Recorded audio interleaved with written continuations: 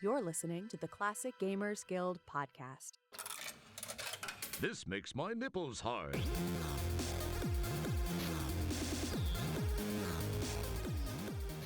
Hey there, and welcome back to the show. This week, Paul and I are talking about Character Battle Royale. I did used to watch wrestling. It was kind of a thing. I'm not totally out of experience with this sort of thing, but now we're going to do it with classic video game characters. Hurrah! Sunday, Huzzah. Sunday, Sunday. Was that? I don't think. I think that post. That's what I was waiting for. That might post-date old-timey radio. That's more of like a late '80s Saturday morning cartoon. Monster trucks are coming to town vibe. Sunday, Sunday, Sunday. I don't know what that was, but that was an attempt.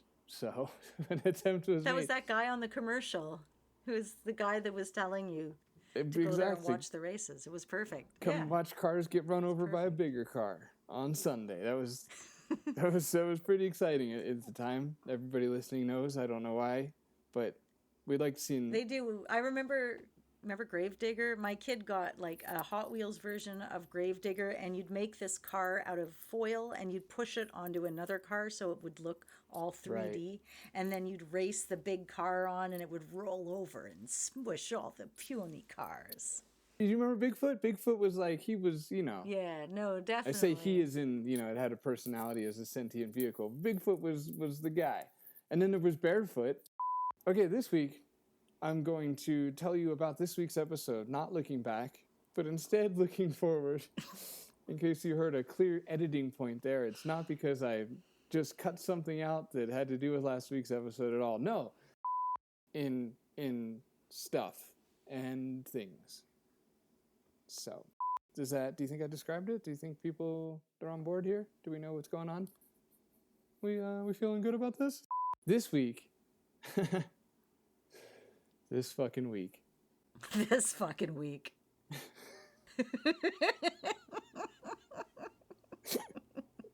This is, okay, I'm rolling with it. This is our starter for us try, people. We're like 2 minutes in and we are struggling to get into this episode. But it's going to be a fun episode. I've put more work and time into this episode than the last one, at least. And I'm excited about it. It's going to be fine. It's called the Character Battle Royale. Did we say that already? I remember grabbing the Pringles can, like in the recorded, what they're going to hear part, I think. Did you guys hear that? Absolutely. Okay. They did. I can hear them. Yeah, okay. It.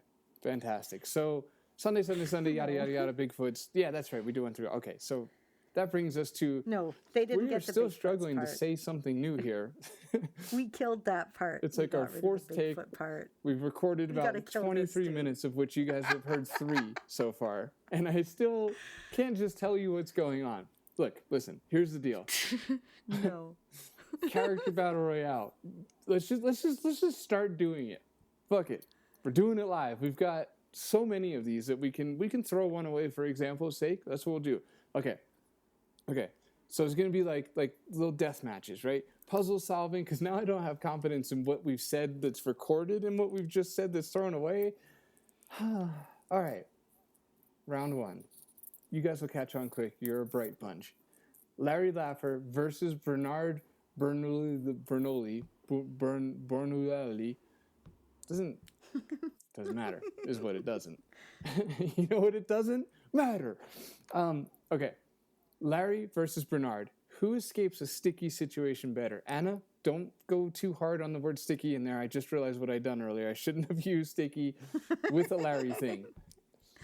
Wow. Who escapes? I guess, yeah, who can get into a sticky situation faster? I think it's too late. Yeah, it does affect the entire matchup now. You know what? That's fine. Let's lean into it. Well, I mean, I would have to say if they were to both take an IQ test, I think Bernard would just on simple smarts alone win the IQ test. So if it's a matter of straight puzzle solving and intelligence, I would have to say that by sheer will of thought and action, Bernard would win. But at the same time, Larry would trip, spill a drink, and short circuit the device, and Bernard wouldn't be able to win, and Larry would win by proxy.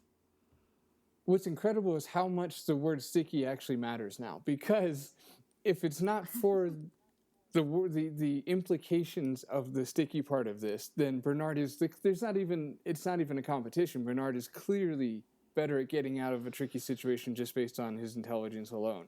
But if sticky is, as intentionally placed as it seems, then Larry is kind of the master of that domain. Yeah, I mean, that's why I said he was spilling a drink. It'd be a sugary drink, and it would mess up his machine. See, I took it to such a safe, comfortable place. Oh, okay. And I undid all that. I'm so sorry. I didn't mean to make it so cummy after you did all that hard work getting us out of that territory. But yeah, I mean, I think Larry would win simply because chaos favors the fool, and that's always been known. It has. At least starting now, it's always been known. I like that. I don't know who said it, but I think it's been said. I've heard it. It was someone. Yeah, it was definitely someone. Probably someone in history. Mm-hmm. I bet, like before me. Right, throughout time, at some point. Great. This is great. This is going to be fun. This makes me more excited for the episode. I promise there will be 95% less semen going forward than there was in the first one. Unless we talk about like boats and Guybrush, who might be the next one on our list. Nice, yes. Speaking of semen, let's go to Guybrush Threepwood versus Roger Wilco.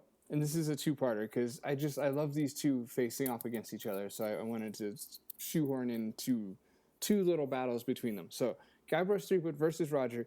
Okay, who solves a moon logic puzzle better? Ooh, that's a great question. And it's like with Guybrush Threepwood would come in with, he'd be like, he's clever and sarcastic. He's really good at thinking outside of the box. Like, more so than I would think. I think Roger Wilco would solve it by trial and error, and he might get lucky on it, and his luck might end up becoming moon logic because he's blundered into it. But I think that I don't know. It's the chaotic intelligence again, and Guybrush's improvisational tactics that might make him better at moon logic to me. I kind of agree. I'm going to quickly steelman Roger just for the heck of it, but I think ultimately it's probably Guybrush. I would say, to Roger's credit, he's really irreverent. So maybe there's like that irreverence, that like disrespect for the tradition might be in his favor because you're not approaching the solution traditionally anyway. Right. Okay, I'll take that as a minor win, or at least I made a, You made a point that worked. It fit right in there, Sweet. I would say. But ultimately, I think you're right, and Guybrush also has that force Wally thing going on, and I don't know how, but I feel like that could maybe help with that. So yeah, I'm gonna say Guybrush too. Will be a little better at moon logic puzzles. But wait, hold on, I got a really good caveat though. But Roger is a child of Sierra, and they invented moon logic. Oh yeah, okay. So if you put it almost on like a third-person perspective outside of the situational self. That would totally make sense. Yeah, I mean, Guybrush, that's not his domain at all. He's from LucasArts. They're reasonable. Whereas Roger grew up in this neighborhood. I think that's a swing vote, man. I'm going Roger on this one now. Oh, you've swung it all the way back over. I'll take it. You know what? The Sierra baby, man, he can win. Beautiful. Okay, all right. But then part two of the question. LucasArts can't always win. Jeez. Right, exactly. Yeah, you guys. LucasArts fans, you'll win all the logic and reason-based ones. Don't worry. Yeah. Who causes the least amount of collateral damage while solving the puzzle? Guybrush or Roger? The least amount of collateral damage. I still say probably Guybrush. To me, Guybrush is the kind of guy he would put on a women's outfit and impersonate the security guard as she was guarding the front of a place, and like Roger would. He would go in and try to sneak something, but he would accidentally set off some kind of an explosive and set off an alarm, and everybody would run out to get it. But in the meantime, it would cause more collateral damage just due to the way that he made everything happen. Yeah, good call. Good call. Like I think Guybrush causes a lot of collateral damage. Let's say in the act of getting the woman's clothing, like he leaves a lot of wreckage in his wake on the way there. But you're right. I think in like the final analysis, Roger's the one that like crawls through a vent, and then the vent like breaks and collapses and knocks the guard out, and that's how it got done, sort of thing. Mm-hmm. So Guybrush wins. Guybrush causes the least amount of collateral damage. Yeah, I would say. That's pretty tough, though, man. That's like a 51-49. Like you're saying, it's a super close one. Yeah. Okay. Do you have the list in front of you, by the way? Yeah, I've got it right here. Okay, sweet. Let's like rotate who like says the things, so I don't know like talk so much. Sure. Okay. So next we're going to hit up good old Gabe Knight versus good old Georgie Stobart. So imagine that they're deciphering an ancient curse. Who deciphers the curse first? So I'm going to ask you because you've asked me now every time. Dang. Okay. That's the price to pay for not having to read this. I got to go first. That sucks. Okay. Yeah, because when you read it, I answer, and then, yeah. Yeah, and you get to breathe while I say words. That's fair. Breathing is tight, so I get it. Yeah, it's fun. Yeah, no, super tight. And I have opinions. I mean, I was supposed to be looking over this list and thinking about it before the episode, but I ended up getting caught up in something, and I didn't get a chance to, so I'm flying by the seat of my pants for all of this. But it's fun, and I know all the characters, so I feel pretty good about it. Good, and I really didn't formulate who. I was so focused on, like, well, doing the question and then really more focused on who should face who that I really didn't stop to think of who should win any of these. As long as it wasn't obviously one of them was my criteria, and then I just wrote it down and didn't think too much further. I don't know George Stobart very much is the problem here. I don't know Broken Sword. I just know, as at this level of adventure game fandom, it's like you know a little bit about like the games you haven't played. Like the example is like I was talking to one short the other day about Thimbleweed Park, and he's like, "Yeah, I know what happens, but I haven't played it." It's like we end up hearing, like I get the vibe of George Stobart, and he seems like he just seems like a great match for Gabriel Knight, hence why I put him on there. But I don't like know him. So I'm afraid, like, in my bias here, I'm just going to have to go with Gabriel because I would have reasons for picking Gabriel myself because, being an actual fan and player of his game. So I'm just going to say Gabriel and pass it to you because you've actually played Broken Sword, no? I have. And I would say, if the code, okay, to me, like, Gabriel Knight is all about, like, mythology and occults and symbolisms and, being connected. He has Grace, so she's kind of like his sidekick. So anything he can't figure out, he's got an automatic kind of a go-to person. So I think that makes him a good candidate, especially if it's sort of dark occult or something on that. But if it's like super logical, like from what I remember when I played the games, George was like, he was super skeptical about stuff. So like if the code was anything off the beaten logical path, he probably might not be super into it. He's more like a lawyer or a detective. He doesn't go as much off of like vibes and feels and energies. So if like a basic code was something, it would be George. But because it's an ancient curse and it's connected with, the supernatural and all that other wild, crazy things, I think Gabe Knight would definitely take the win on this one because I think George wouldn't even believe that it was a thing in the first place. And by the time he got over his skepticism to bring in his analysis, he'd be too logical to figure it out. So he'd be stuck. Okay. So it's like it's too abstract for George. I think so. Okay. All right, good. Because it says that the winner has to face Indiana Jones for the boss battle, and I really like the idea of Gabriel Knight versus Indiana Jones. So. Yeah, that's definitely going to be what the battle is. Now the question is, does Indiana Jones actually decipher things? I guess he does. Like, right, he definitely does. Thinking of like Raiders of the Lost Ark, like he figures out the sunlight coming into the thing to get it to shine through the glass and point to the whatever. So I know that was terribly descriptive, but versus Gabriel Knight. I don't know. Do you have a blatant pop out winner there? Oh, if the two of them were actually going to be fighting together with Indiana Jones versus Gabriel Knight? Not physical. Indiana Jones is supposed to win. Oh, right, the ancient curse? Right, sorry, yeah. For a boss You battle. just got, you went broken. Oh, I was thinking like fisticuffs. Right, no, you got hyper totally literal on what me I there was all of a thinking. sudden. That was awesome.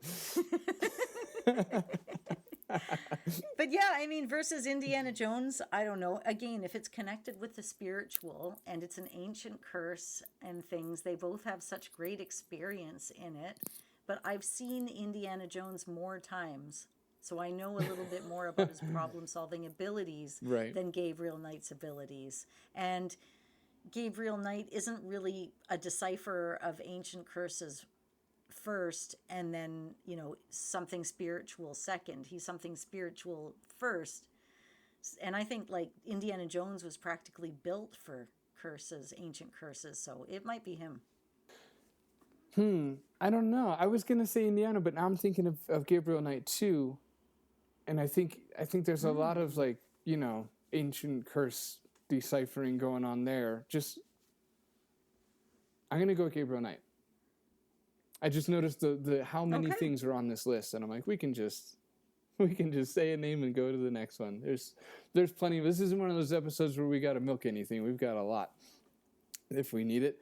Yeah, I'm gonna say Gabriel Knight. Okay, so All right, hit me with the next one. we've disagreed with one. That's good. That's good for ratings. People like when we're pitted against each other. That's awesome. 3 more ratings and a new Patreon listener just for that argument. Right, exactly. Actually, if they really liked arguing, they would have liked our last episode. To be fair, that is the most like non-agreeing upon things that you and I have ever been, which is interesting to me because I find I thought that a lot of what brings people into things is controversy, and I wonder if, and I don't know, I'm not listening to us as that much. Exactly. But is it the fact that we generally agree with each other that people like, or like does us not agreeing with each other, does that feel weird or does that interesting? I don't even know. I mean, because for me it's all interesting. Obviously, I'm here. Yeah, I don't. Anyway, doesn't matter. Point is, that's fair.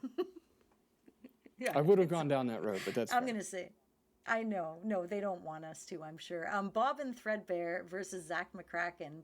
Who unravels a cryptic prophecy faster? Wow, you're not making. I haven't read all of these yet. You're certainly. This one is great. Okay, that would be. That I'm gonna. Do you want me to give it to you first? I don't think it matters, but I do know that I think Bobbin already thinks symbolically. I mean that would kind of help, right? Yeah, Zach does a great job of unraveling and kind of deciphering a at least an alien-like prophecy-like situation. But Brobrin's is literally a prophecy, I guess you could say.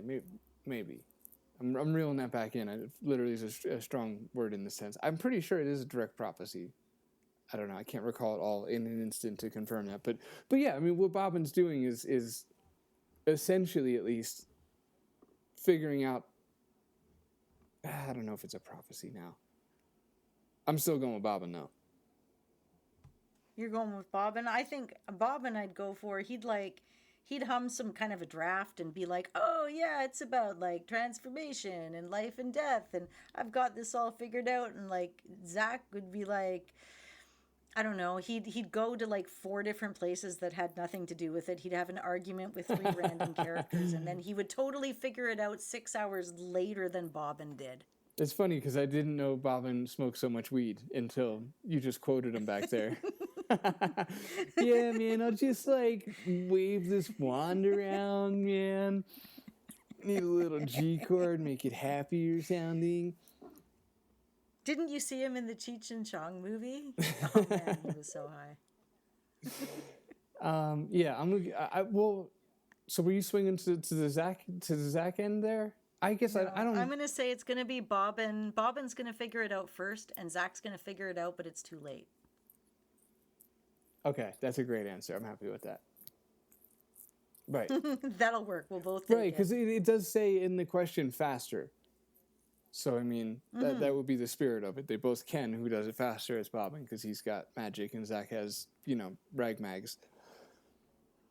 Is that a term the public knows? Is that a thing? Or is that just like what my mom called them? That's what, I mean, I think it's a British term. Okay.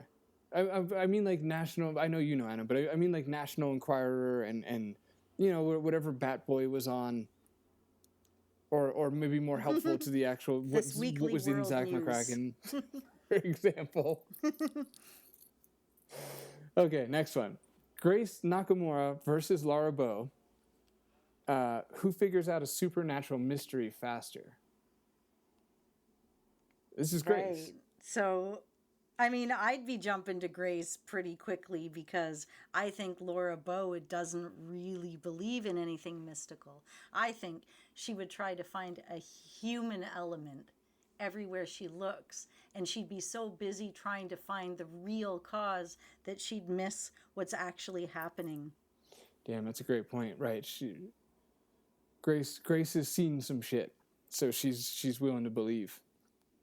Whereas Laura like she's would got be, what, voodoo, demons, real werewolves, ancient beliefs. What else? Like the show, or I mean, the game is filled with all of that. It's like the backbone. And Laura, she'd be like, a ghost. I wonder who's controlling the lights. she'd be trying to Scooby-Doo the ghost. She'd be trying to lift the mask up Very on it. much. Right.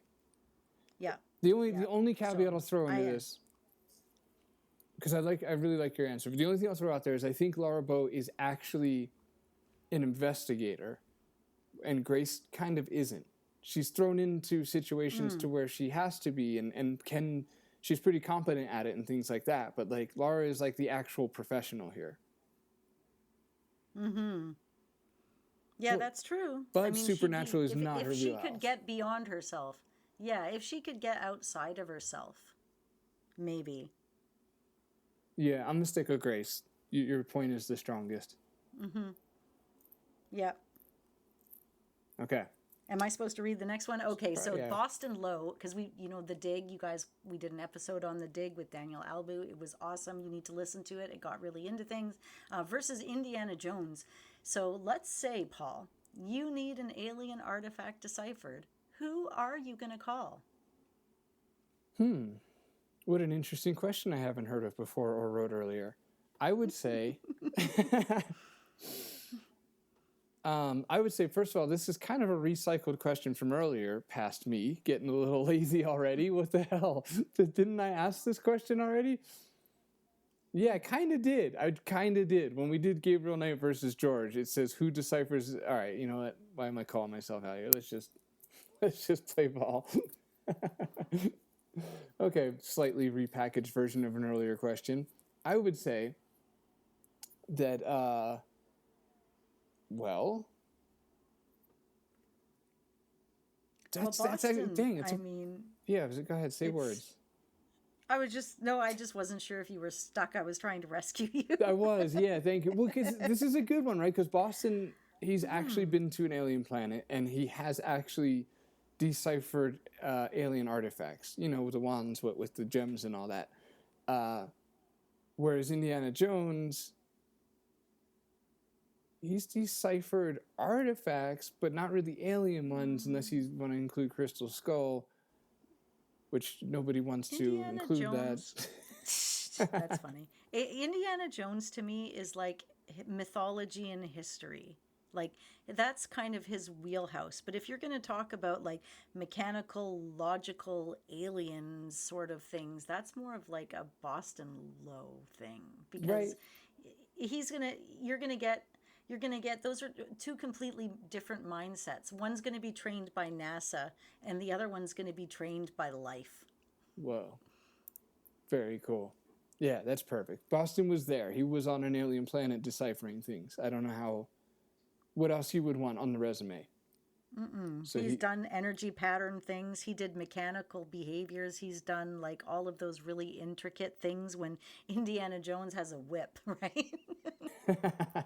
It's like, I'm going to whip the alien artifact and I'll see if I can trigger something, but he's not going to do the same kind of like decoding.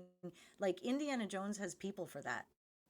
Yeah, he's good with sandbags and whips, whereas Boston has like NASA. Yeah, and Boston is, I mean, arrogant, especially if you're reading the book even more so a little bit, but he has a lot of intelligence. Like, you're going to guarantee you Boston, with all of the social skills he might be lacking, his intelligence is probably a bit higher than the average. Well, I don't appreciate the dig on Indiana Jones that implies, but I do. I said the dig. I didn't mean to, but that's a you know. I'm sorry. We'll just go with Boston and forget that I said that dig thing a second ago. Okay, so we both picked Boston. Right. Nice. Okay, next, this category, this little cluster, is chaotic battles. So this is all just for the beauty of the chaos. We've got Max from Sam and Max, and then another parentheses, the rabbit. Thank you, past me, because we do struggle with that. Max versus Ransom, the clown from Thimbleweed Park. Who's the most unhinged? Right. Oh, gosh. Well, you know, I think to me, Max is like pure, instinctual, unhinged, absolute insanity. And Ransom is almost like regret and rage and anger and missed opportunities tinged by humor, but only to make money for work. So it's a lot more calculated in his sort of... Max is more chaotic, and I think Ransom's more mean and abrasive and calculated. He's more self-aware. Max is like a gigantic bomb with a mouth on him. You don't know when or how he's going to go off, I think. He's way more unhinged, I would say. I was kind of thinking Ransom because... I don't know, you have a pretty good argument. I was thinking that Max is more like feral. Like just feral crazy, I guess. Which, you know, it's a fine line between that and unhinged. I guess one of my point in thinking Ransom is that Ransom is like what an actually unhinged person is like. Like walking around in clown makeup, for starters. Well, Ransom's like Steve, my buddy Steve. They're exactly the same. And Steve's not unhinged. You promised you wouldn't bring Steve into this episode. But you know what he is? He's unfiltered. Ransom isn't unhinged. He's unfiltered. Okay? Unhinged is like Ransom's going to come in the room and insult everybody. And Max is going to, I don't know, set fire and burn the whole fucking room down. See, but I think that's far past unhinged to just insane. To just, you know what I mean? To just cry. I almost feel like there's like some room for nuance in unhinged.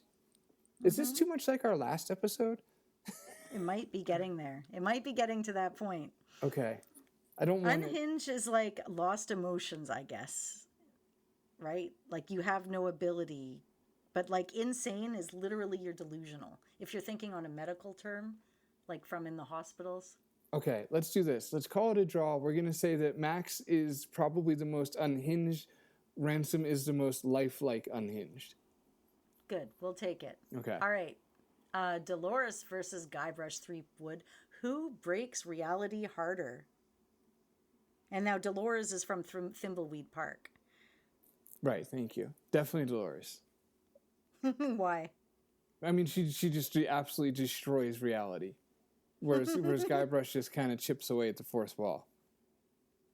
Okay, so you're saying one smashes reality into pieces and the other one just taps into the fourth wall a little bit. Yeah, exactly. Because I think Dolores I think Dolores also taps on the fourth wall, like in addition, right? Like all throughout gameplay, like she kind of. I mean, they kind of play it like she's talking to herself, but she's kind of talking to you. You know, be like, "Oh, I learned how to, code in BASIC," and da da da. Like she's kind of just talking to us. Well, yeah, she's fully aware of being fictional in a way that Guybrush only hints at, I guess. Yeah. Yeah. Like in the game, because she's like, she's going to look at the camera and pan something right to you in a way that Guybrush does, but she does it in a more self-aware kind of a way. She's at least as fourth wall breaky as Guybrush until the end, in which she becomes... Spoiler. Yeah. Exactly what I was thinking. She becomes the spoiler. Okay, Larry Laffer versus Roger Wilco. One of them is babysitting your kid. Which one? Man. All right, man. That's a...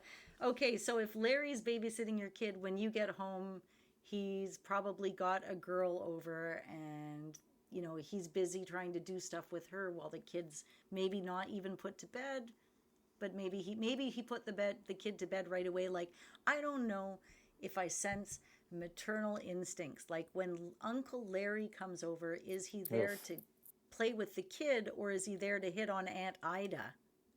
Because I think the kid gets in his face. He's like, here's a chocolate bar. Get out of my freaking face, kid. Kind of a guy, a little bit. Right, I agree. The only thing that makes Larry more red flaggy is to add the name Uncle before Larry. Yeah, no, doesn't it though? It's so bad. And then Roger Wilco would be the funny uncle. Like, Uncle Roger's coming. The kids would be happy. It's like finally an adult that acts like a kid, that's willing to get into mischief with us and build forts and eat all of the junk food in the cabinets and leave chip crumbs everywhere. The parents would hate them, but the kids would freaking love them. So it depends on who you ask. Yeah, this has got to be Roger, because I'm picking Roger just based on the fact that he does sporadically choose to be a hero, like we talked about in the last episode, where there's moments where he does the right thing responsibly for the betterment of others. And that makes me think that he could put a child's needs above his own. Whereas Larry has offered none of that whatsoever at any point, ever. Larry would bring the kid a chocolate bar, but only use it to shut the kid up so he can have time to make moves on the mom of the kid. Right. That's another good call. Like, I'm saying this as a single dude, but to anybody else, you know, anybody with like a wife, like Larry's going to be up like in the underwear drawer being weird, so... There's other concerns, too, about having Larry in the house. Like, Roger's not... No, I'm not going to say it. He's not doing that thing I implied a second ago. No. Okay, it says the winner here has to face Hoagie. So, Roger versus Hoagie. I'm still picking Roger. I'm still picking Roger. Hoagie is accidentally useful, but I don't know, in more of a... It just... How do I put it? In a lazier way. Hoagie's like accidentally useful, which was one of these questions that I actually 86'd on here because it wasn't fun. But yeah, I don't know. Hoagie's great if you want to like remake the movie The Sitter with Jonah Hill, but you put Hoagie in. I could see that. He could get you through the night maybe, but Roger does seem odd. It's weird to think that with 3 adventure game protagonists here, Roger's coming out like the clearly more competent. Which is odd and impressive that we could ever frame a question that would make Roger look more competent than others. But alas, here we are. All right, this one's for Anna. But don't worry, you can't. I said you can't skip that one. Yeah, no, I got you. Don't. Okay. Do you want me to read? I'm going to read it because I can't even really answer it. Murray, the demonic skull. Versus Bonehead. Who is the best fleshless sidekick? He's put this in just for me, you know. Well, you know what? Bonehead is helpful. If you treat him well and run errands for him, he's there for you. But he doesn't have as much personality as Murray. Like, he's kind of nice, and he's kind of practical. But unless you're a Quest for Glory fan, he's probably not that memorable outside of the culture of it. Right? I love that, how Quest for Glory is a culture. The culture of it. But Murray's a little bit dramatic. Murray travels around more. He goes to different places. He's in the water. He's on a post. Like, Bonehead kind of stays in the same place. I think Bonehead would be good if you needed a sage to come and talk to sometimes. But I personally think, I have to say, the best sidekick would probably be Murray, because... he would give a bit more life and personality to the story instead of just fetch quests. I hated to answer it. I could hear it in your voice. I haven't heard you pained like that in some time. It was like you threw the back of your hand against your forehead. Being honest is really hard. And whenever I do these podcast episodes, I really try to be true to myself as best as I can. And I don't always like what I have to say. Right, that's fair. That's fair, yeah. Okay.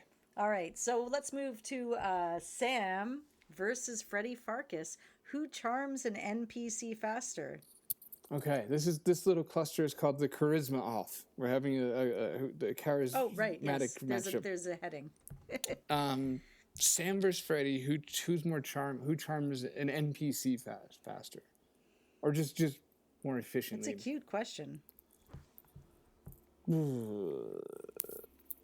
I would say... It's adorable. I mean, Sam is very polite. Sam's super polite. He is super witty. Like, I'm the kind of girl that crushes on the Sams of this world. I really like that personality. I really like that steady, like old school, polite, right, kind of private eye vibe. Really, really quick with jokes, but never hostile. Very sweet. Reminds me of my father a little bit. Like, he's really good at easing tension quickly. Like, if something hostile's going on or something's happening, he uses that gentle sarcasm in humor that I really resonate with. And I love the fact that he can ask these totally off the wall questions that make no freaking sense and make them seem so damn logical. Like, just casually, like he'll toss it off somehow and like compare somebody to a bologna sandwich, and somehow you're sitting there going, yeah, I can totally see what you're talking about. Yeah, he is definitely like you'd feel safe falling asleep with him driving kind of guy. You know, you're in good hands, but he's also got this kind of old-timey charm about him. What about Freddy then? Freddy he's also charming. He is. He's charming. He's very charming. He's also like an old-fashioned charming. Just awkward and earnest. He's earnest. Nice, He's so sincere. He's like so non-threatening. Like, he's a guy with a gun that's killed people, but somehow you can still take him home to your mom. Like, how does he do that? Yeah, that is ideal too. You know, you want that little bit of a monster, but you know, he's got it under control sort of thing. Which I guess Sam's the same. I mean, he has a firearm. I don't know, but he has a lot of guilt in him. I think guilt from his old days, guilt from who he was. I'm not sure if he could, I think maybe some of his guilt might come through when he's talking to NPCs, and they might sense that vibe off of him that at this time, at least when the game was framed, he's not entirely at peace with himself. And I think personally that Max is at peace with himself. All right, okay, so Sam is more confident, and that's why he wins. That's the word. Beautiful. I keep getting Sam and Max mixed up. Oh, yeah. But yes, it's his internal peace, it's his confidence, it's the overcoat, it's that he is so at peace with himself that everybody around him calms down. Because think about how he has to calm down his partner and what he has to deal with in a day. So, like, he's going to take on somebody like you or me, like, it's no big deal. Or, you know, Freddy Farkas for charming. Ooh, they're like, let loose in the town, you know? Sam has never even thought of being somebody else other than who he is. And No, Freddy ever. is kind of purposely trying to be somebody else. Mm-hmm. Yeah, exactly that. But I don't know. The degree to which that affects how charming they are isn't obvious. But I'll just go with Sam. Okay. Sam's more slightly more charismatic. Yeah, I think a little. I think Freddy can be charismatic, but you just get that vibe. The girls would get that vibe a little. He could charm the girl who needs the prescriptions for the brothel down the street like any man's business with a wink and a smile. I don't doubt that. Just as good as Sam ever could, if not better. But I think for just simply charming the greater number of NPCs, yeah, I say Sam. But then there's Freddy would work on all the horse girls, man. You know, there's part of me the ex-horseman in me wants to go with Freddy just for that factor. Like that kind of, you know what I mean? There's like a whole chunk of the population that's like that cowboy charm just is. You know, you might be swinging me back over to your side. I think you might have. With a tilt of the cap and a wink of the eye. With a tilt of the cap and a wink of the eye. You know what? I'm back to Freddy. I think I'm back again. I think there's something about that character that charms me too, in such a way. Plus, Sam is a canine. You know. Yeah. That's the other thing. I'm not into dogs as much as humans at this stage of my life. I like them. It's just it's biblically forbidden. Right. The bestiality. That's my problem with it. It's not the sex with a dog. It's that the Bible doesn't like it. I don't know where I'm taking this right now. So next question. No, neither does anybody. Okay. Gabriel Knight versus Indiana. Oh, I had these two together. Okay, well, whatever. Gabriel Knight versus Indiana Jones. who's smooth talker showdown? Who's the smooth talker here? Because they both are. This is a draw, dude. I don't know if I could possibly pick one over the other. I don't know. It's like one's more rugged and one's more southern, but they're both handsome and sweet. They're both seductive as hell. They both are really good at emotionally manipulating. Gabriel Knight is super smooth with the women. See Grace, but at the same time, Grace is a little abrasive herself. Indiana Jones is kind of immediately likable to people like you or like anybody out there in the world within 2 minutes, right? But well, you bring up a good point. Is Gabriel Knight Gabriel not good with women? Sorry. Does he? No, he's really good in like seductive and deep emotional conversations. I guess it's just the way he bounced off of Grace and stuff just made me. And I mean, I think, as I said, a part of it was Grace too. He was putting in that cocky, subtle charm, and she was just like, "I'm not going to put up with your bullshit." But he was still getting girls. I think this just comes down to blonde or brunette. I've decided. I think in Indiana, he's really good at the surface. Everybody in the room is going to love him. They're all going to fall in love with him, and they're all going to want to sleep with him. But Gabriel will find that one person and like find their soul and cradle it, like in a really special way. That was very intimate the way you say cradle it there. Jeez. Okay. I did a hand movement, but nobody could see it. If this was a VideoCon thing, you would have. I believe you, though. I do believe you. Okay. Are we gonna? Let's skip the next one. It's so we don't repeat too many. Let's go to some. Oh, I see. Okay. I'll let you pick the next one. Well, all right. I'm not gonna skip it because it's Patty's only mention. Grace versus Patty. Who's better undercover? Right. Or who's better under the covers? Wow. Jesus Christ. I'm glad you did. I can't. So you know. But gosh, who's better undercover? I mean, Patty's had a more game to herself than Grace has. Grace has had some game, though. I guess Grace got a lot in the second one, too, didn't she? Yeah. That's true. They both had some game. And Grace, Patty, I don't know, like, Patty's new to... Sorry. Go ahead. Well, the game was called Her Undercover, so that's... Yeah, I was going to say. That's a bit of a tilt in her direction, I guess. Undercover. I think Grace is better on the surface. Grace is going to go and take notes, but people are going to know she's there because she doesn't have any reason to go undercover. She's just there and you're just going to know it. And I think Patty could be a little bit more sort of non-invasive. Dude, it's Patty for exactly what you just said. Just think at the beginning of Gabriel Knight 2. Grace is not smooth. She freaks the fuck out on that poor lady in the beginning of Gabriel Knight 2. Remember? Like, it has like this jealous rage. Grace was not cool undercover at all. Nope, not even a little. Yeah. So I'm going to say this is definitely Patty. Oh, well, what the heck. We'll do the next one, too. Indiana Jones versus Roger Wilco. Who can bluff their way through a standoff? Just because these categories are great, Paul. I love it. Thank you. I think Indiana Jones, for sure.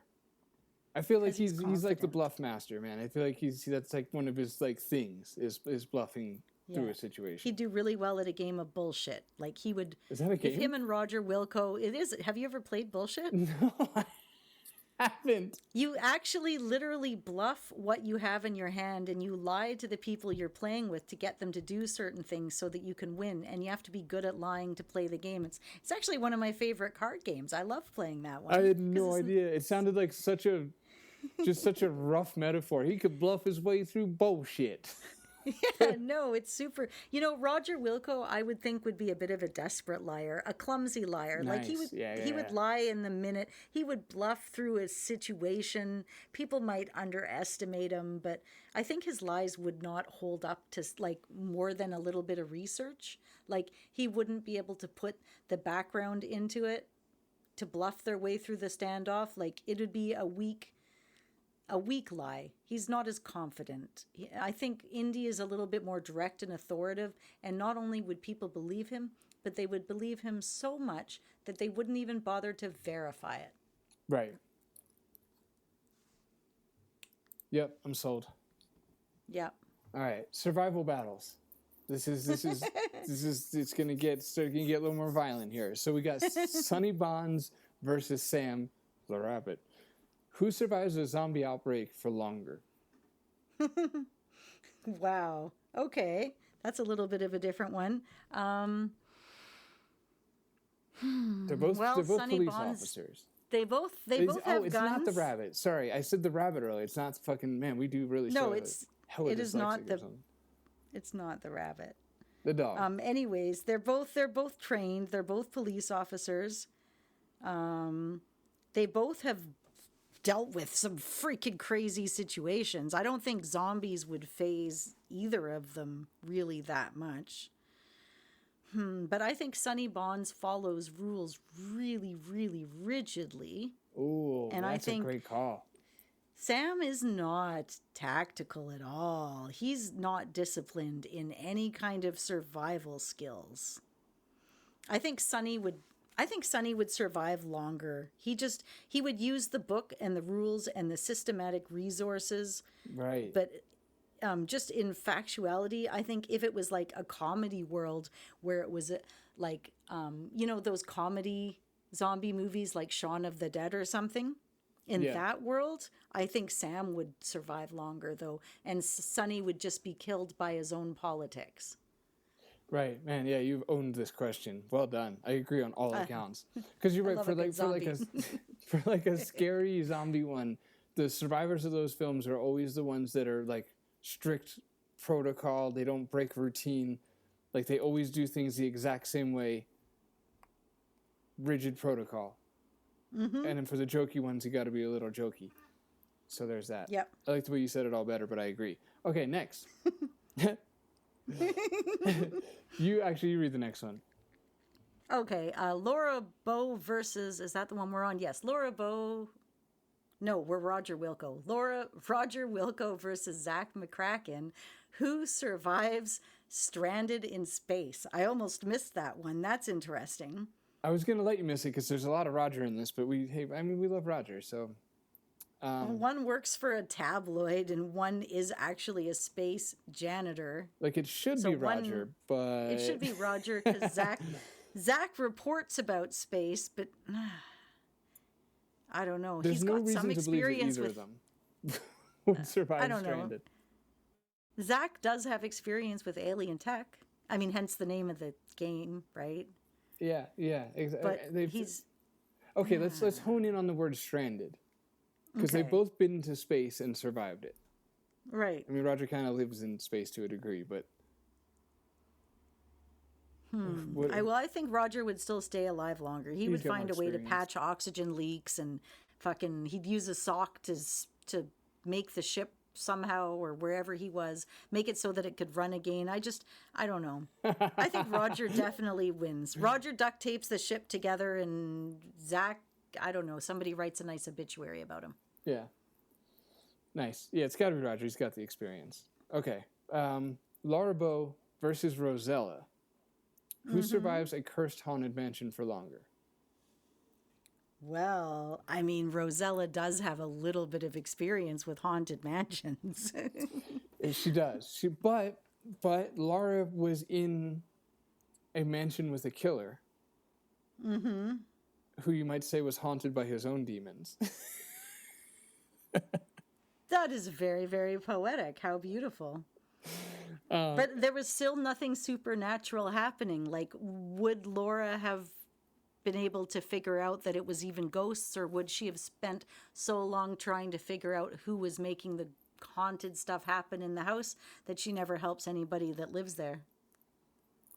Yeah, this is another one that might have to default to Rosella because she has experience. Like, she's already survived a haunted mansion. Why couldn't it be her? It's just, you have to accept that items are magical and that you have to accept the supernatural entirely, wholeheartedly to make it happen. But at the same time, if it's a haunted mansion and nothing's going wrong, Rosella might see things that aren't really there, and Laura Bow might just be like, there's no dead bodies anywhere. There's no people. Nobody's getting murdered. What the hell? Like, survive nothing. I'm going to bed. I love the implications of that, right? Like that, because that makes it seem like Rosella does all this bullshit work, digging up graves and stuff for no reason. All she had to do is just kindly ignore it. It's true, though. All right, Alexander from King's Quest versus Bobbin Threadbare. Who survives a magical labyrinth? I don't know why Alexander. Well, okay, I know now. I remember why I picked Alexander, because he's in King's Quest 6, there's a bunch of nonsense that he has to get through, and like the chess land. There's a lot of labyrinthy maze-like situations and hedges and whatnot. But I mean, if it's like actual magic, I guess Alexander. Do they deal with real magic in King's Quest 2? They do. And it's not like Bobbin's magical. I mean, his staff can cast spells, so that's magical. Yeah, okay. Well, while Alexander is brave, he does rely a lot on trial and error. It's gotta be He does Bobbin. die more than Bobbin. I know. That's it's fair, just yeah. there's Bobbin's a symbolic thinker. I don't know. But he is a bit passive. He does wait a long time. Like, he thinks too hard maybe before making a decision, which might be a little bit of his... When Alexander is taking notes and trying yet again, Bobbin might be hesitating and worrying about implications. Yeah, but Bobbin's really good at dyeing things green. Yeah, that's true. Yeah. I think, he probably survives longer. He's all attuned, and the magical structures, he'd connect up. He'd feel the labyrinth's intentions somehow. And then he wouldn't just be reacting to the situation. He'd be like a part of the situation and in tune with the situation and even learning new music from the situation. And Alexander, well, yeah, he'd probably survive fine, and maybe he'd run into a slightly scarier Minotaur at the end. Yeah, Bobbin can cast spells, and Alexander is a dude. Just a dude. With very puffy sleeves. Very puffy sleeves. Okay, Bobbin wins. Next round, Ben, Full Throttle Ben, versus Simon the Sorcerer. I should have put Simon versus Bobbin back there. Really missed opportunity. Well, whatever. Who survives a hostile fantasy world? Why did I put Ben versus Simon for this? I think I messed something up here, but we're gonna just... It's obviously Simon the Sorcerer. I mean, Ben's just a dude. He would have no idea what he was doing in a fantasy world. He's from like... Well, he is kind of lazy, though. He's arrogant and lazy, and he does rely... He's kind of like... He's sort of sarcastic, and I don't know. The answer is Simon. The answer is Simon survives longer because, I don't know, in fantasy, you can't go around punching dragons and punching curses. Like, Ben would be like, I'm going to punch everything and ride my bike into it, and I'm going to fix this freaking problem. And it's like, that's not gonna work here, man. You can't do that. That's so funny, dude. Okay. I'm glad this mishap happened. And I think it was supposed to be Simon versus Bobbin for the Magical Labyrinth and Ben versus Alexander for the hostile fantasy world. But even then, that would be Alexander because he has experience there. Doesn't matter. That doesn't matter. Next up, ladies and gentlemen, is the Moral Compass matchups. Graham versus this is the only question that's framed this way. It's a little bit weirder than the rest. Graham versus which LucasArts protagonist makes the nobler decision. So right. I guess because I just that's couldn't... interesting because LucasArts characters don't tend to make noble decisions. Right, and that was my struggle. Was I really spent a while on this trying to figure out who is the LucasArts version of Graham? What is their equivalent to Graham? Who's their like noble, wholesome hero? And I couldn't pin one down. I guess the dog from Sam and Max. No, that was the best. I think I even erased the dog and reframed the question this way, because just to more open the conversation up, because it was more interesting this way. But you're exactly right. Sam so far seems the most selflessly noble character in their whole catalog, which is which is weird. Mm-hmm. I mean, I guess Bobbin, he's pretty damn pure-hearted and selfless and stuff, but it still he doesn't give you like noble, you're safe with me vibes. I mean, he did kill a young child. Yep. I mean, that was kind of... So... Well, okay. Graham he's old and he's serious. I don't know. Who else? I think, I'm sticking with the dog. Who else could it really be? Yeah. Okay. I think more than anything, I just wanted to see if you could come up with anybody. Yeah. Okay. Fair. Okay. Well, then the answer to that is Graham. I mean, Graham is like the embodiment of nobility, I think. So. Yeah. Right. Okay. Next one. This one's interesting. Oh, you go ahead and read it. Sorry. Oh, okay. Yeah. Ray McCoy, I mean, the guy from Blade Runner, because we haven't gone in that direction yet, versus Bobbin. But who is the most selfless? Okay, see, I really like this one because they're both really, really selfless in two completely different ways. So I think Bobbin gives up his physical being, let's say, to transcend into what he needs to become for the sake of humanity. Is probably the best I can do as far as summarizing what happens at the very end of Loom. And Ray McCoy, now there's like 14 endings to pick from, but picking the most Blade Runner-y ending is he gives up his job and his position in society to stand with the replicants, which is ultimately to say that he refuses to hoist himself above the androids because the androids show every bit as much of humanity as humans do. So in other words, he refuses to overlook the humanity aspect in the androids, and it costs him everything. Because when he's choosing to break his training, it's very like deliberate, and it costs a lot to him whenever he is selfless. Yeah, and he wasn't born that way. Like, because Bobbin, right? He's a child of the Guild of the Weavers. He was literally created to sacrifice himself from the greater good right from the very beginning. I don't think he knows anything but being selfless. So in one hand you've got Roy is like, it's not in his nature. It's almost like being selfish is like he has to personally rebel against everything that he stands for in life to be that way. But Bobbin, it's pure automatic compassion deep down to his very core and soul. So I have to say most selfless is Bobbin because he literally is selflessness personified. But if there was an award to who became the most selfless over a period of trials, I think Ray would be there. Right. That's exactly, you've arrived at where I was at too, where it's like, because Bobbin also gives up his actual life, his physical body, his life as we know it. And Ray doesn't. He loses everything except for his life. He loses his job, his position in society, his ability to move forward, easily. He gives up everything that he knows for it. But anyway, I think the framing too is like Ray is the product of a character arc, and Bobbin kind of isn't. Like you said, he's kind of born for this. He doesn't. He almost seems like on a set track headed towards this direction, no matter what.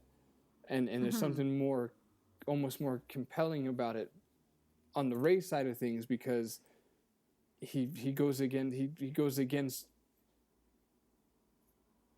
who he used to be. Right. So that makes me feel like that's actually more selfless. I feel like it's more of a conscious decision for Ray. Right. Yeah, I agree. I'm going to go with Ray for that. I think Bobbin could be most selfless because he is selflessness, but he came into it naturally, so maybe the fact of the effort has to count for something. Yeah. But Bobbin's got that, he does it for the greater of humankind, whereas Ray's doing it more on like a moral stance. I don't know. All right, we'll just stick with Ray. Okay. I was going to say, because Bobbin actually gives up his life, but in the Loom world, you know that when you die, you move on. So I feel like that does diminish the sacrifice a little bit. That's true. Like if you're guaranteed, like, hey, you do have a soul, killed. It's like, oh, okay, cool, then I can die. Yeah, neither of them are really innocent as such. Although I have to say, Ray has killed a lot more of beings than Yeah, Bob. at least they were adults, though. Yeah. Okay, so you're Here's calling on the another next... question. What's worse, killing 10 men or one child? Ray versus Yeah, Bobbin, exactly. reframed. Oh my God, that's not an episode anybody ever wants to hear.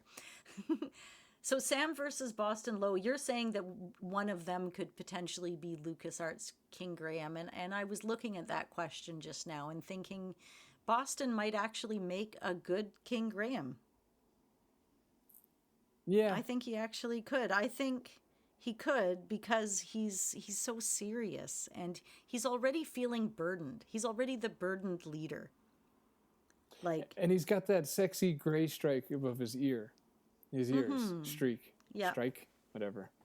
That's, you know, Striking that's streak. leadership right there. That gray spot. It is. Okay, next round. Female leads. Ray from Thimbleweed Park versus Rosella. Who do you trust with the task at hand? Right. Well, I mean, one is an FBI agent, so let's just go there right away for a minute. So, like Rosella, maybe she brings the fruit back for her dad and maybe she eats it. We don't That's know, fair. because she'll do either. But, you know, Ray's pretty secretive. I mean, she totally hides who she is. Like, she's not super emotionally invested or even into something unless it suits her directives entirely. Like, you might not True. even know what her agenda is. The whole time you play the game, you kind of don't know what her agenda is. And you know that Rosella is loyal and she will do anything to do the right thing. And that's really important. But she could probably get deceived pretty easy. Like, I think she's a little bit naive and vulnerable. I think Ray's hired help where Rosella's not. So Ray's like a professional. Like, you hire her to go to the town and solve the thing. Whereas Rosella just wanders into the middle of a conversation, much like a child, and does her best to... I think Ray is the professional, but I think that Rosella wins because Ray in Thimbleweed Park doesn't actually solve anything and then leaves town. No. I think Ray would do what you wanted her to do, but she might set something up and like totally change the mission or like do something behind your back that has some kind of an ulterior motive. And Rosella she'll be true to whatever you've asked and she'll just do her best, even though she's a bit more naive. Right. Okay. Let's skip the next one. And then maybe even skip this one too. Do you know Nico very well? Because I don't. It just seemed like a good... No, I really don't. Okay, so we'll skip that one too. To you listening, because I imagine just for very few of you, it'll be very frustrating, and you'd be like, "Tell me the thing you're skipping," because I just need to know. We're skipping Patty versus Lara, who uncovers the truth first, and we're gonna skip Elaine Marley versus Nico Collard, who's the team leader. And that puts us on the wholesome hero round. Oh wait, I said 86. So we're skipping this one too. Okay, Sam and Max versus Sonny Bonds. Who saves more lives? That's a great question. Well, I mean, what if we look at numbers from the actual games? I don't know. How many lives does each one of them save? That's a really good question. Like, they're freelance. Sam and Max are freelance police. They protect civilians, and they're there for kind of the same reasons. Like, sometimes they've even saved the whole world, right? Which is pretty big scale. Sonny's more like, he's very realistic, and it's all on small scale. Like, Sonny saves one person at a time, and Sam and Max save 1 million people at a time. See, okay, that's what I'm a little blurry on, is how many lives they saved in Hit the Road. Because, to Sonny's defense, he does save like a good couple hundred people's lives by stopping the terrorist attack on the airplane. Mm-hmm. That is true. Not just the people on the plane. But like Sam and Max kind of saved the world in one of their games, so. I mean, if you're looking at what it is, total head count, I think Sam and Max win. Impact within a community, Sonny wins. Okay. That's fair. All right, Graham versus Indiana Jones. Who embodies pure heroism better? I would say Indiana Jones pretty much right off the bat.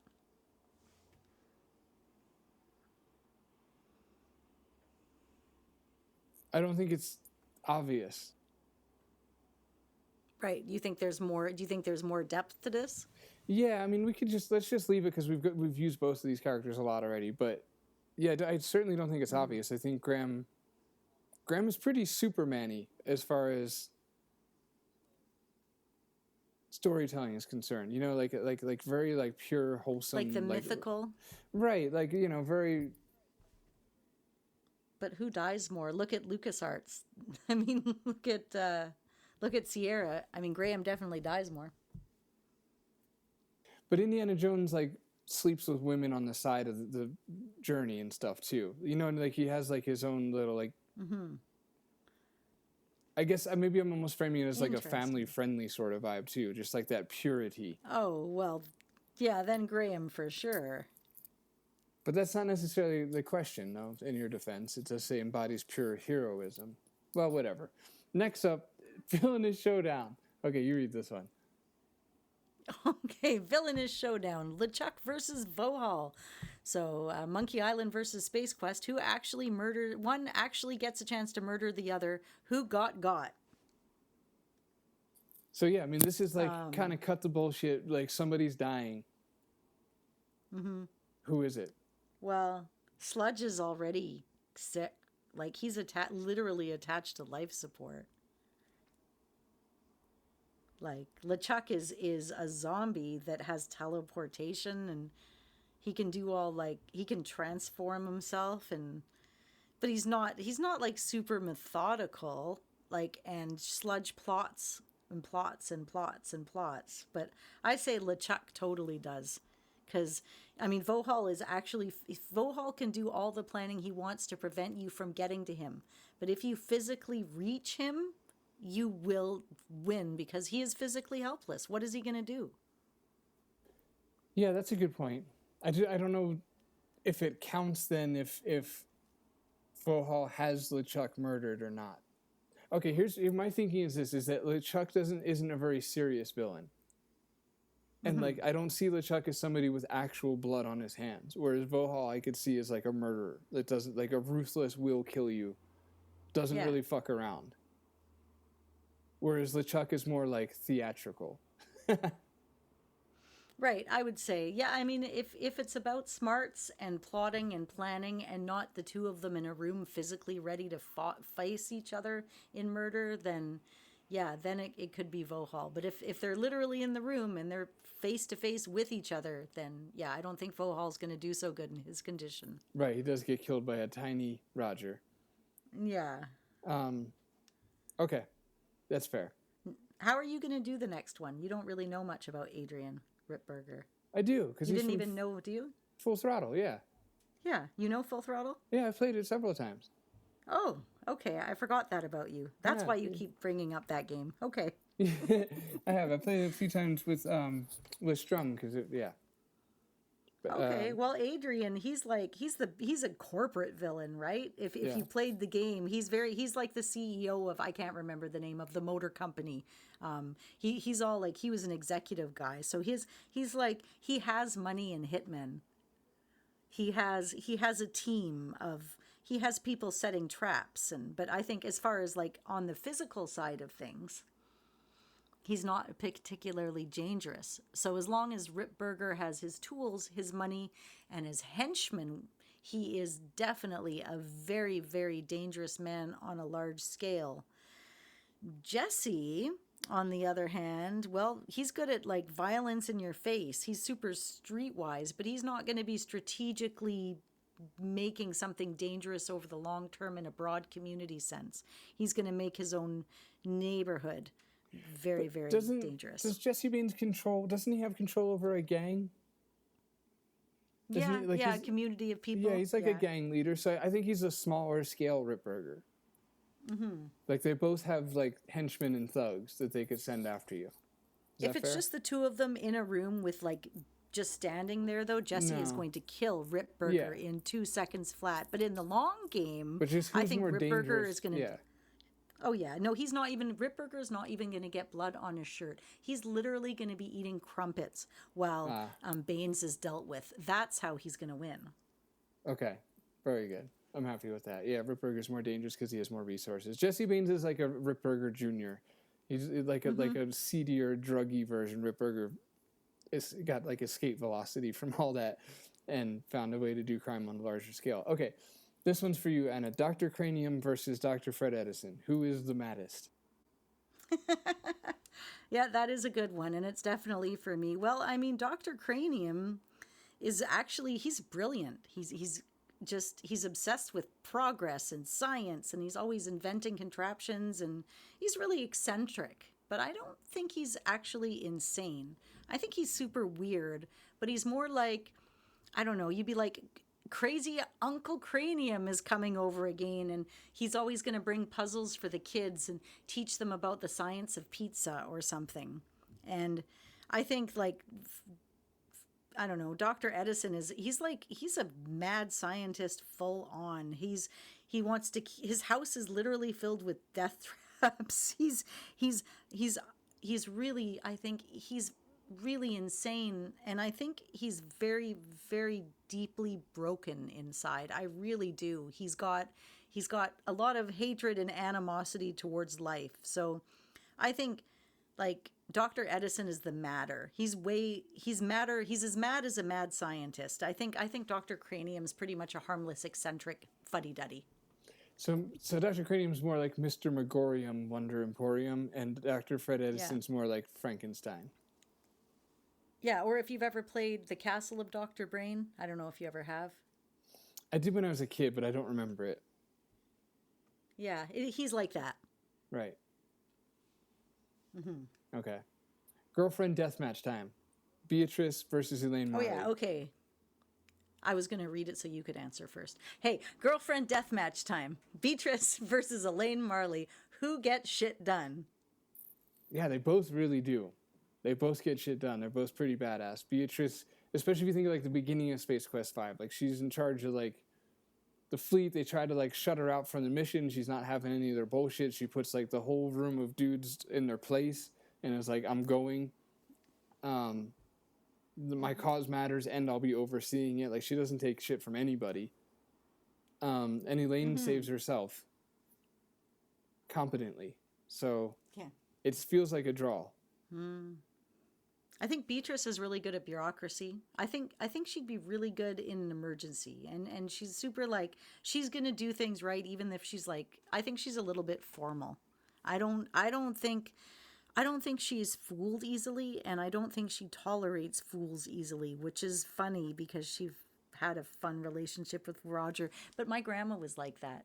She didn't tolerate fools. She didn't like nonsense. She was an estate lawyer, and she was really straight up, straight ahead. But every man she married had a sense of humor, and they were just like Roger Wilco, like my grandpa, the punster, and the other man she married, Jack. Just these funny, lovely men that are completely opposite to their personality, totally.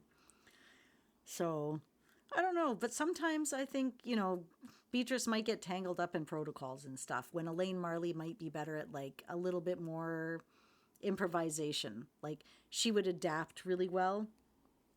But she's a little impulsive too, but she's done a lot of cool stuff. I don't know. I think Beatrice, she's really competent, right? She's really good at military bureaucracy. So she would get stuff done because I think Elaine is a little bit more chaotic. Right. Beatrice has climbed to the top of a ladder. In a sense, so she's plus I'm just thinking of the intro and outro scene of Monkey Island 2, where Elaine, Guybrush is suspended from the rope and Elaine shows up, and what happens in that scene is that Guybrush ends up falling to what could have been his death because Elaine didn't fucking get the shit done. Because I was going to say Elaine swoops in and she saves herself in Monkey Island 1, and then she saves Guybrush in Monkey Island 2, but she doesn't save Guybrush. He talks until his rope breaks and he falls. So that's her not getting shit done. She was supposed to pull him out of there. And that's why Beatrice wins. Right. Look, it's flimsy, but it's all 100%. I got to go on. All right, Family Feud. This one is fun. The Edisons versus the Beamishes.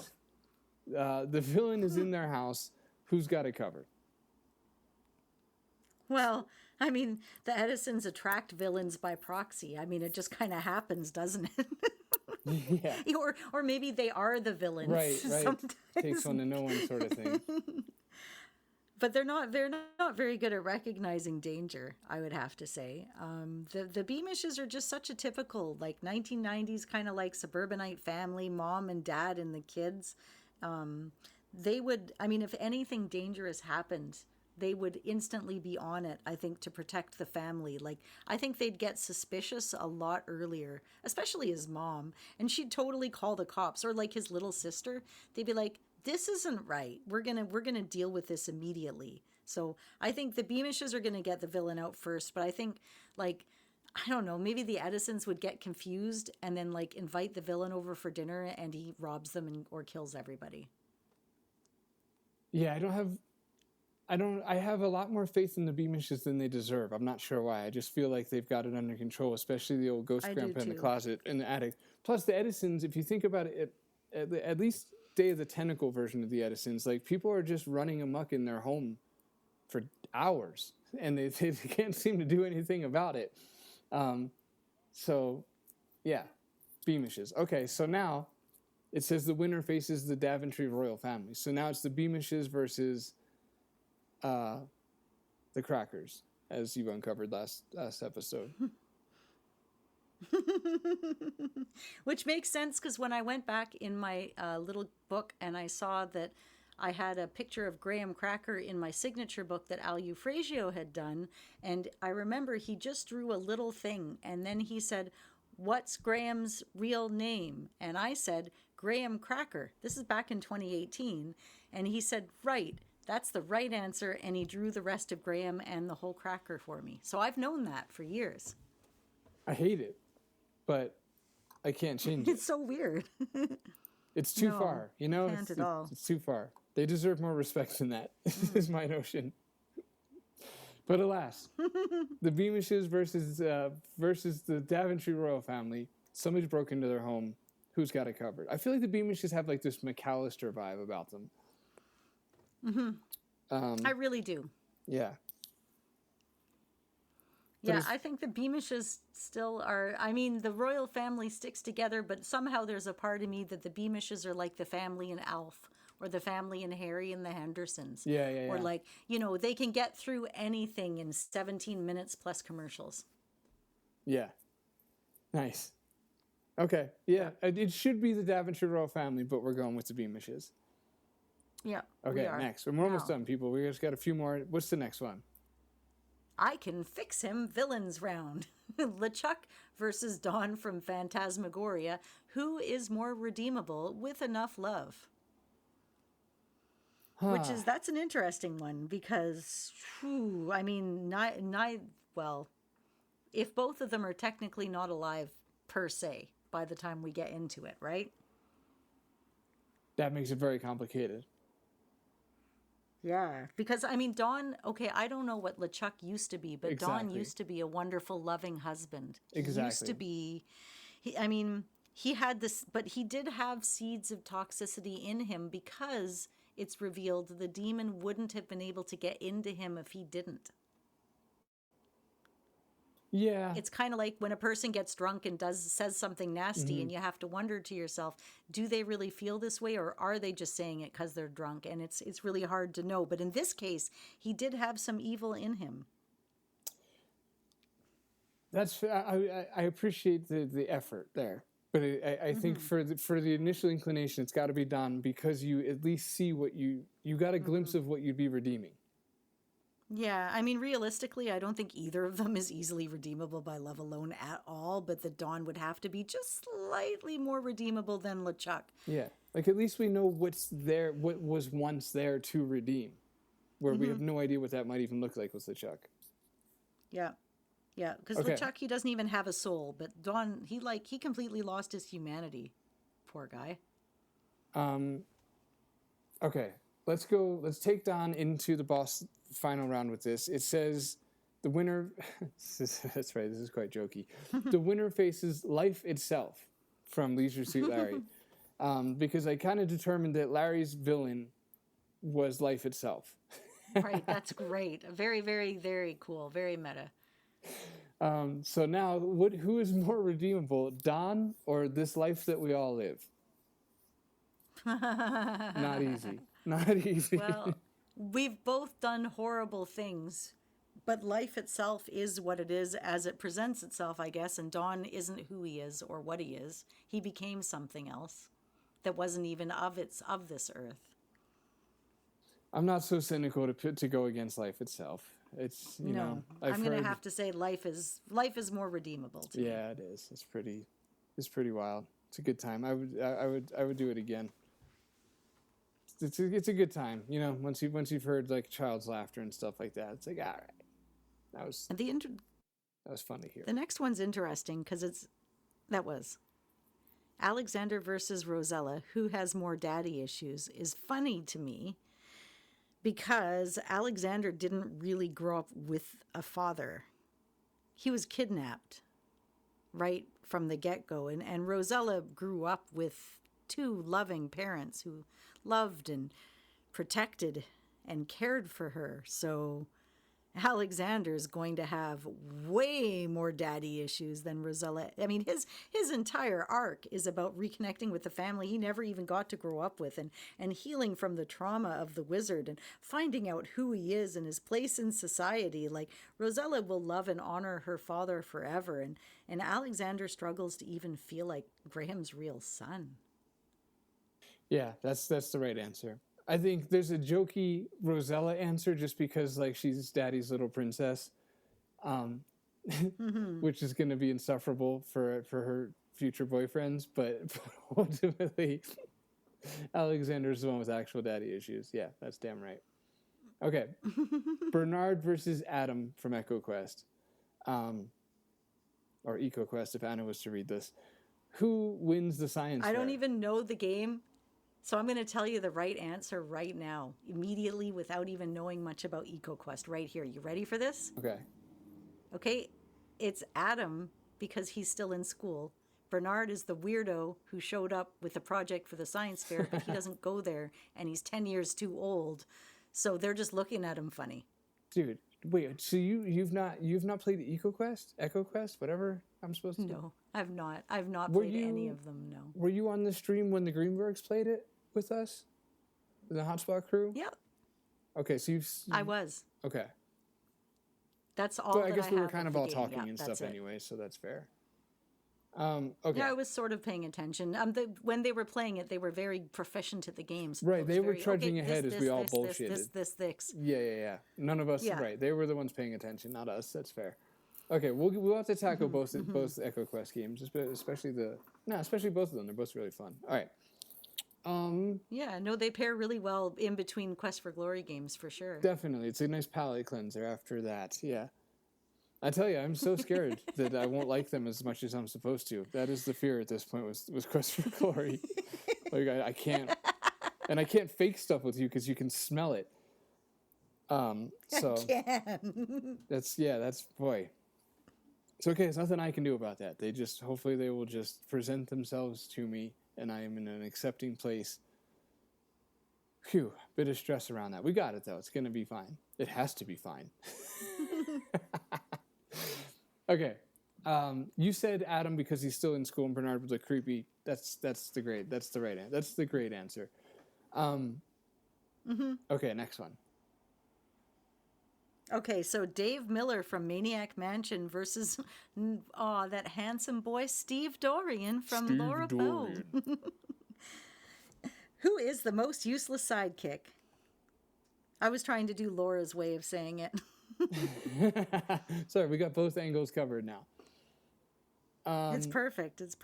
I mean, Dave's the normal guy, but Dave's the guy that you're just like, what do you need Dave for in this game? Because he's really good at moral support. Yay. Thanks, Dave. Yeah, Dave's like, he's got that Marcus Brody lost in his own museum kind of vibe about him, but less, in a less charming way, in a more just vanilla cookie cutter way. And Steve? He's completely forgettable and offers absolutely no help in anything. No defense if a murder happens, and he kind of goes away when action happens in the plot in the game. Like, he's very nice, but I don't actually have seen him do anything useful either. Yeah, that gives it to Steve then, because Dave does do stuff. He does. He does do things. If you pick Dave in Maniac Mansion, then yeah. Dave, he might not solve the problem, but he will continue to try to solve it until he dies trying to solve the problem. Steve didn't even know that there was a problem and didn't show up. Yeah. It's like Steve's worse than Keith, man. Well, it's funny you should say that. Oh, wait. Because the winner faces Keith. And what's funny about this is that there's no beating Keith. Of course, Keith wins. Steve doesn't. Steve was like an upright citizen, Keith wins. I don't have a jokey metaphor for it. Keith Robinson from Police Quest 2 is the most useless sidekick of all time. He does nothing for anyone. You could at least argue that Steve motivates Laura romantically to want to get through the evening or whatever you could pull straws from. But yeah, it's Keith. Okay. Willie Beamish versus Adam Green. Who wins an absolutely brutal fist fight between these two children? Now, having not knowing much about EcoQuest, but I do know that I think Adam is a little older. He's like 12 or 13, I think, and Willie is like 9 or 10. So he's a scrappy, dirty fighter, but I think Adam, like from what I saw in the game, he's into diving and swimming and stuff. I think he's more disciplined in the mind, and I think Willie is a little bit more chaotic. So if there's a straight fist fight, Adam might win, but I think Willie might sucker punch him first and just catch him off guard because he gets underestimated. Yeah, that's really good. That's really, really good. It's funny that you bring up age right away, too, because that is significant when you're in this bracket of time. Like a 9 to 11, 12-year-old difference is a really big deal, like height and power-wise and stuff like that. And then, Willie's got kind of the more street smart sort of vibe. They're both somewhat in shape because Willie skateboards everywhere, but Adam scuba dives. Adam is more calculated. Willie's more street vibey. Yeah, I agree with you. Willie gets the first punch. If it's good enough one, he wins. If not, he loses. Yep, that's got to be it. He's got to surprise him, and that's the only defense he has. Or he's got to kick him in the nuts or something. I mean, he has to do something unexpected and quick, or he's out of luck. Yeah. All right, let's bring it home. These are really quick fire rounds. There's only 5 of them. So, Purple Tentacle versus Murray. Who wins in a karaoke contest? It's Murray. Yeah, Purple Tentacle actually, he probably thinks he wins. Like in his own head, he is the winner because of his personality. And no matter what the audience or anybody else says or thinks or how it sounds or what it's like in his head, he always wins. But Murray actually wins because everyone would love a singing skull, and with a sense of humor, they would think it is like the coolest thing ever. Yeah, and the whole time Purple Tentacle is singing, there's like these like sloshy, suction-y noises going on, a lot of like kind of mucusy sounds between the suction cups, so it throws everybody off. Fair share. Next one, Roger Wilco versus Bernard. Who's the worst person to bring to a wedding? Well, I mean, Bernard is awkward, but he's kind of polite. Roger risks I think Bernard would be awkward, but I was going to say, I think Roger ends up like setting fire to the table somehow, and either the bride or the groom gets murdered or accidentally sent to a different like time frame where they can never ever meet their husband again. And then they have to go on a big quest. It's like, but Bernard would annoy everybody at the wedding, and Roger would like destroy the whole wedding itself, I think. So you'd rather have the annoyance. Yeah. Bernard's, yeah. Okay, Bernard. No, Roger is the worst. Okay. Yes. Skipping the next one. Okay, you want to read the second to last one? Oh, yeah, please do. Guybrush versus Perpetentacle, weirdest presidential campaign. Well, you know, like Kodos and Kang from The Simpsons. You're going to say it's going to be Purple Tentacle, who's going to be the weirdest, and is definitely going to take it on.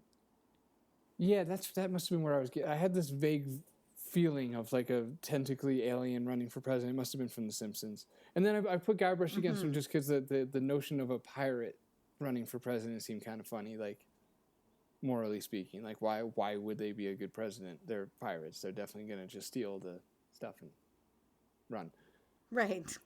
Okay, Purple Tentacle wins. And then last one, bring the whole episode home. I'm not saying it's a good one, but it's LeChuck versus Dr. Fred Edison, worst attempt at world domination. Worst attempt, not best attempt. Yeah. Who gets it done? That's an interesting one, because Fred's like, Fred's done a lot of failed experiments. Like, for as many as he's been able to figure out, I think LeChuck wants it and has the power to make a mess, and he's going to keep trying. And I think Dr. Fred would probably, I don't know, he'd lose control and he wouldn't be able to make it happen. So he'd probably be worse. I think Dr. Fred would be worse than LeChuck at world domination. Yeah, Fred's too small scale. Because, yeah, he's incompetent, and really deep down, he's kind of scared. And I think LeChuck would fail because he's kind of dumb, but also obsessed. Yeah, that's fair. Done. That's it. That's a wrap. See, that wasn't so bad, guys, was it? Hopefully not. Hopefully it was the opposite of that. But we will never know. I feel like that it was at least fun to say things at everybody. I hope you guys had a good time. We're gonna play some games coming up in the future here. I'm having a hard time wanting to play Return to Monkey Island, you guys. Like, I know, I'm kind of waiting because I'm like, can we just do an episode about a game, please? I know, that really is the holdup. And we can't do a third one of these episodes, so we're gonna have to do a game next. I don't know what that looks like. It'll either be Return to Monkey Island or something else, but it'll be a game. Right. No, definitely it'll be a game. So, all right. So in the meantime, I just want to say thank you so much to our Patreoners, who I do super duper appreciate. I'm just trying to pull up a list of you. Right. There you are. Quick, distract them with words. Do you have the list up? Right. Oh, No, I got it up. I got it up. So yeah, no distraction needed. You can distract later. Anyways, thank you to everybody on the Patreon. It just absolutely astounds me every time I look in and see that people actually want to hear more of us and are making it happen. So thank you to you. We appreciate you at every level of Patreon. As far as the True Believer tier, I would like to say thank you to Gareth, Mick, and Christopher, Brian, Chapman, Jeffrey, Mark, Yanis, and Tim. Thank you so much. And thank you to everybody that's here in Patreon. In fact, I'm a Patreoner, thanks to me too, because I support my show and I really want to make sure it keeps happening. So thank you, Anna, for continuing to be a Patreon member. Before I get into anything, I just want to say I hope you've had a chance to pick up the Phantom Fellows and have enjoyed it. We've seen some great reviews come up on Steam, and I hate to sound like a broken record, but I really want to say again, reviews are how a game gets found. Without reviews, it's not going to get boosted up in the algorithm and people aren't going to see it. So to help us motivate Paul, because we of course want to hear more from him and see more games, let's get out there, throw a few words, and even if you've only put a little bit of time in the game, maybe some impressions, we really appreciate it and hope that you're enjoying it. If you're not enjoying it, well, just hold on. Maybe you'll enjoy the second one. It's okay. We don't even need to know. It's good. It's good. So yeah, anything you want to say about anything on the game? No, thanks everybody. So that's yeah, no. Thanks to the Patreoners, because I'm still trying to figure to squeeze my way in to add my thanks to it without just being like, yeah, thanks. So thanks to the Patreoners. Right. We appreciate you guys, and to anybody who's played, and yeah, all the stuff Anna said, but with more Jewish guilt. All of that. You just leave a review if you feel it's necessary. Please. Now with more Jewish guilt. Yeah. All right. Anyway, say hi to us. We're on Twitter at CGG Podcast and the Phantom Fellows. We're on Blue Sky. There's a bunch of cool information at thephantomfellows.com. Send us your words, mail at cggpodcast.com, just like some people did this time, and we appreciate it whether you like the episode or you don't like the episode. You know, it's just nice to be talked to. Thanks. It's a big lonely world sometimes, and we really appreciate it when you say hi. So thank you. Yeah, shout out to the Baron Blubbalock, man. That was an awesome email. I appreciate you. You'll all meet him soon. We're going to have him on very soon. Also, yes, Phantom Fellows is I'm looking forward. probably on sale on GOG, I think, come Tuesday. It's probably still on sale. What was I going to say? Oh, yeah. I recently made, I called it a reviewer's guide, but it's really for anybody who plays the game, especially if you're the type that just wants to like beat the game and get through it. So the Phantom Fellows has over 100 achievements. It has 100 achievements on Steam and like 140 or 50 on GOG, to where I literally don't know how many, and I made them all. But there's a ton of achievements because there's a ton of like hidden moments and hidden gems and Easter eggs and little bits, and if you really like soak the game in and travel around town and do all the things, there's always something to find. For those who might find that daunting, or for those who just want to beeline it right to the most memorable moments, I made a reviewer's guide, which you can get on the phantomfellows.com. You can download the press kit, and it comes with the press kit, or you can find it. It has its own little tab. And you could download it. And I highly recommend that if you guys haven't played the Phantom Fellows, or even if you have, and you liked it enough to where you'd want to spend 20 more minutes with it, using your save slots, you could kind of jump around and see all these moments. Because a lot of them are hinged on like travel and things that you can really do at any period during a day. And yeah, I just wanted to mention to check it out, because there's a lot of awesome moments that a lot of people don't see. And some of my favorite moments in the game are missed quite easily, like especially if you're just kind of going from A to B and trying to beat the game. Some of the best moments in the Phantom Fellows really are from these random moments of exploration and discovery and such. So go to thephantomfellows.com and download the Reviewer's Guide, Player's Companion, and yeah, keep that in mind for if and when you play it, and if you've already played it, to consider giving it 20 more minutes with that guide, because there's some awesome stuff in there. The end. Did you say all the things? That's it. Okay, then also... well, we're also on Facebook, we're a page, we're a group, and we're on Instagram and YouTube. Now I'm done. Don't do murder.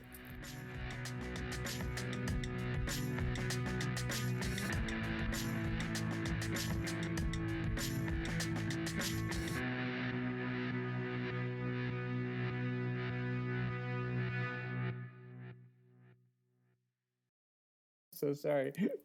Let me just Jesus, man, what are you doing? let me restart again. Why don't we categorize our listeners into categories according to you? If you found last week's episode annoying, you're going to hate this. This is going to be the worst. All right, let's start that over.